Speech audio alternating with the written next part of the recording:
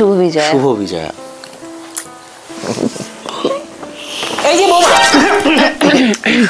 কিছু মনে করো না। বিজয়ের রীতিনীতি তো সব ভুলেই গেছো। প্রণাম নিতে আমাকে তোমার বেডরুম অব্দি ঢুকে আসতে হলো, কি আর করা। আমি তো আপনার কাছেই যাচ্ছিলাম মা, তার আগেই আপনি চলে এলেন। শুভ বিজয়া। থাক থাক থাক থাক, তবু ভালো। বাবুকে প্রণাম করেছো? কি? ওকে প্রণাম করবো কেন? আরে কেন মানে, একে ও তোমার থেকে বয়সে বড়, তার উপরে ও তোমার স্বামী, তুমি ওকে প্রণাম করবে না?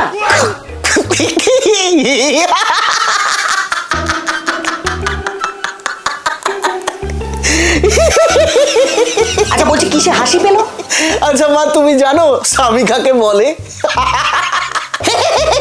আমাকে তো 3-20 বয়স পেরিয়ে এখন তোর থেকে শিখতে হবে স্বামী কাকে বলে। শিখতে বলছি না, ভুলটা ঠিক করে নিতে বলছি। বুঝেছি, গল্প অনেক বড়। এই নে বসলুম, শুরু কর। বৌমা তুমি ওর সঙ্গে শুরু করে দাও, তুমিও তো অনেক বড় জ্ঞানী। আচ্ছা কি হতো প্রণামটা করে নিলে? মাও খুশি হতেন, আমরাও খুশি হতাম। আমি মোটেই খুশি হতাম না, অনেক কিছু হতো প্রণাম করলে। শোনো মা, বল বল বল। স্বামী কথাটার মানে হচ্ছে প্রভু, মালিক বা অধিপতি।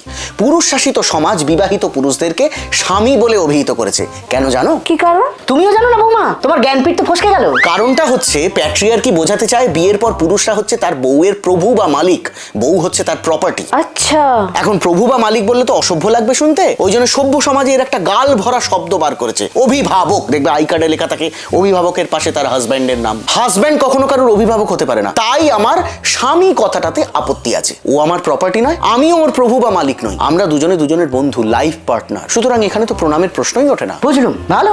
বৌমা তোমাদের দেখে খুব হিংসা হয় জানো তো। আমরাও যদি এই যুগের মানুষ হতো, বড় ভুল সময় জন্মে গেছি, সবই কপাল। কিন্তু আমার যে একটা প্রশ্ন আছে মা জননী। আবার কি? বলে ফেলো। আমাদের ওই যে বাগুইহাটের ফুলমাসি না, সে তো মেশোর থেকে বয়সে 4 বছরের বড়। সেখানে কে কাকে প্রণাম করবে? এই সত্যি তো? আপনারা বলতে পারবেন?